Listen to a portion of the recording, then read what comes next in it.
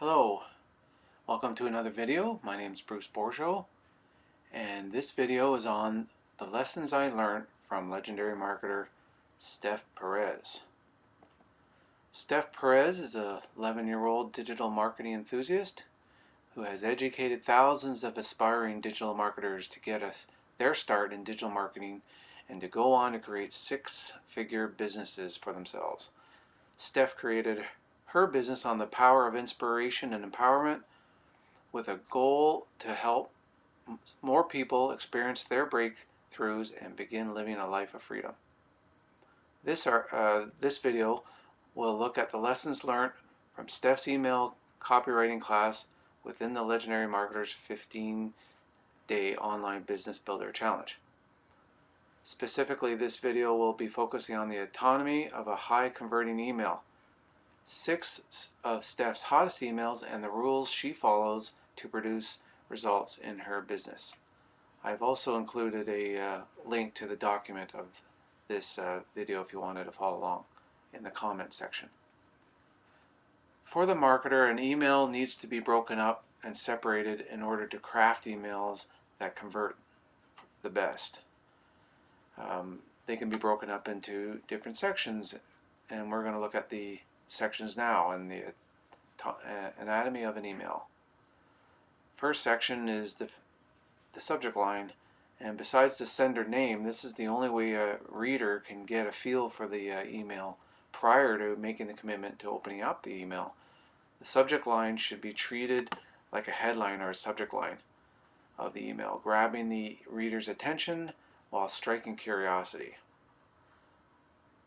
Next is, when you open it up, is the opening sentence of the email. This is an important part of the email because it needs to be created in such a way to draw the reader in. The opening sentence should be related to the answers or answering the subject line. So the two are related. The opening sentence shapes the email and briefly describes what the email is about. The story. The story is the bulk of the email, explaining the finer details of what the email is about and the concerns or problems which is solved or answered by the value you're about to give or the product you are promoting. The lesson learned.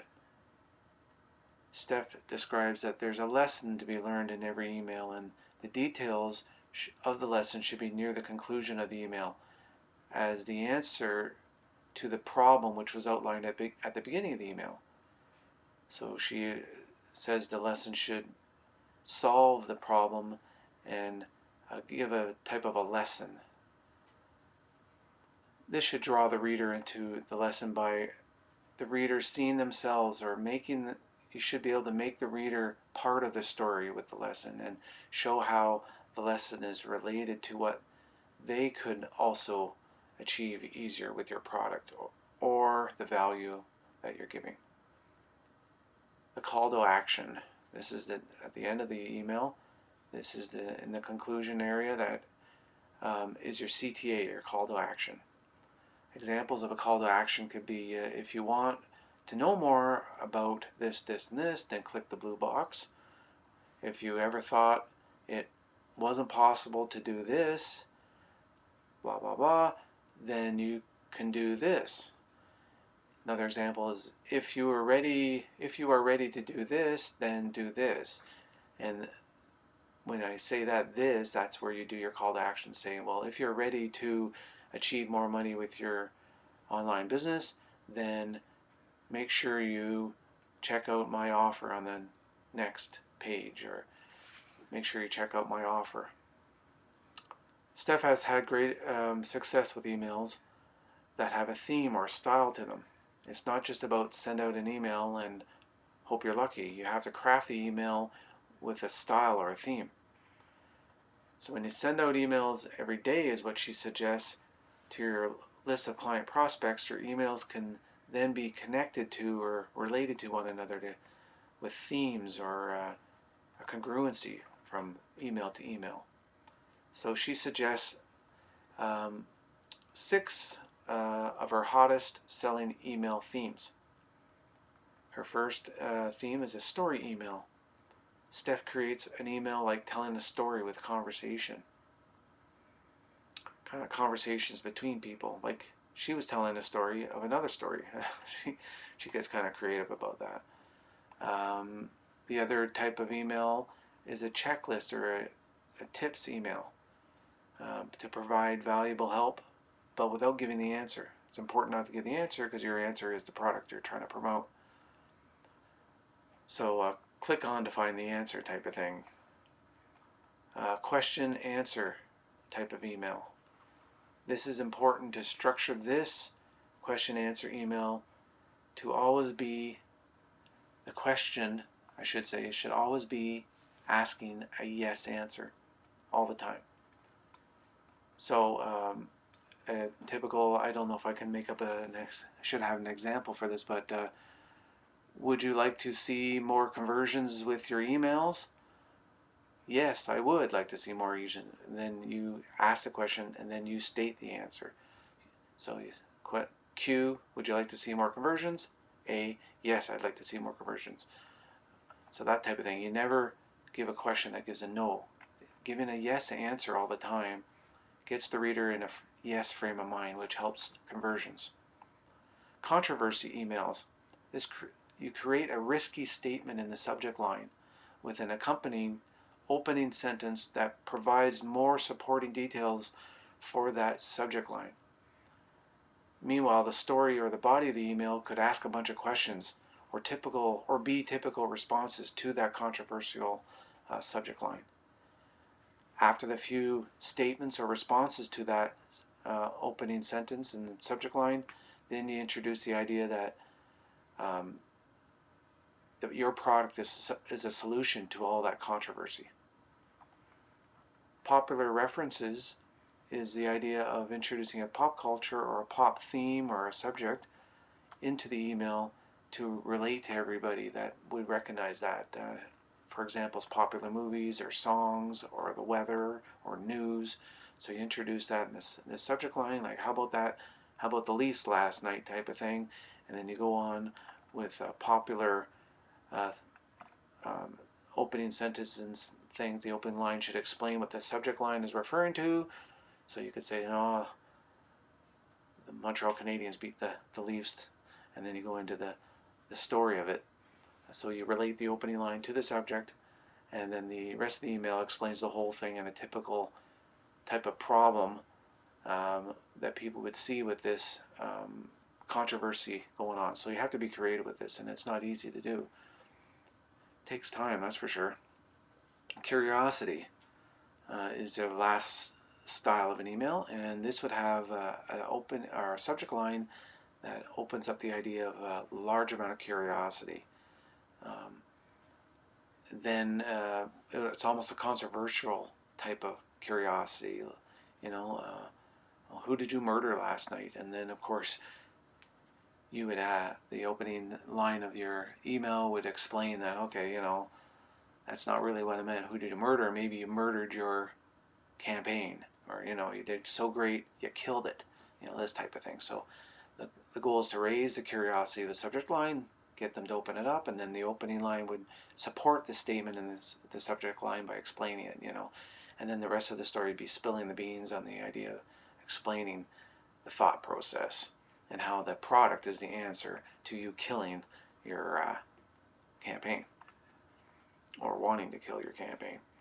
There's some basic rules and guidelines that Steph points out. For one is to send the emails every day. This is a sure way to be guaranteed that you get in front of your clients and you stay in front of them. Make sure that they think about you, so your clients start to get to know you better, and know, like, and trust is the idea, and doing it every day will certainly add to that. And always be, she calls pointing, meaning always be directing your clients towards your promotion as an affiliate marketer. As an affiliate marketer, we don't sell the product, so she's saying it's our job to promote the product, supply value, and point them in the direction of the sales page. Create compound effect. is one of her suggestions on how those themes that I suggested earlier would be related to one another over your campaign of a week or so, and then as a whole, every day they create a theme or an idea. So they create anticipation throughout those 7 days. There's a theme with all of those. Congruency. She suggests to plan ahead with your emails and prepare your product campaign weeks or a month in advance. These emails take time, as you can imagine, with me trying to explain them, because I'm not at the point where I'm doing this or have done this. This is all new to me. I'm new to marketing, so she's saying give yourself lots of time, be prepared. And one of the things she calls a bonus is, this is suggested by the other Mark Hebert. In my last video, he suggested do this type of thing, was repurpose your email content. So you spend a lot of time and effort to create these emails, and you might want to use that content and creative content repurpose them in different platforms, like your blog, on your website, your blog post, make it a whole post, or somewhere in Facebook, like a Facebook post or a comment to one of your blogs, or that type of thing. Be creative with it and just repurpose it. In conclusion, there are some subtle tips that I picked up from Steph's lessons that I'd like to share with you. Steph likes to create her emails right inside Aweber, and that's her autoresponder. So I noticed that allows her to use the hey, hello, and then the first name feature that Aweber has. So she creates it right there instead of going somewhere else and copy and pasting. She does it right there in Aweber. And I get the overall impression that Steph's emails tend to have an overall problem and a solution format. Every email has a problem to it, and then she provides a solution. Never gives away the answer, never gives away the full solution. She just hints at it. So this keeps you in suspense until the next email or until you go to the sales page. Steph tends to write the body of your emails in one sentence structures, no paragraphs. So sentence, space, returns, another sentence. So really no big bulky stuff, and for some people it might be easier to read that way. It definitely has a theme to it, that's for sure. Steph also suggests to have some humor, make your emails fun and entertaining while providing value and a story. You're trying to make the reader forget of what you're really there for, that you're not reading a marketer email, you're reading more of a story from a friend. Maintain the curiosity in emails and give yourself lots of time to create these engaging emails. Effective emails can be challenging, so stay ahead of the game, and if at all possible, and you should have good success. I hope you've enjoyed this video, and if you want my #1 suggestion for an online education system in marketing, see below in the comments, and there's a link there, as well as a link to their 15-day online builder challenge, which is only $7, and you can join that. It's a great way to get your feet wet with marketing and see what it's all about.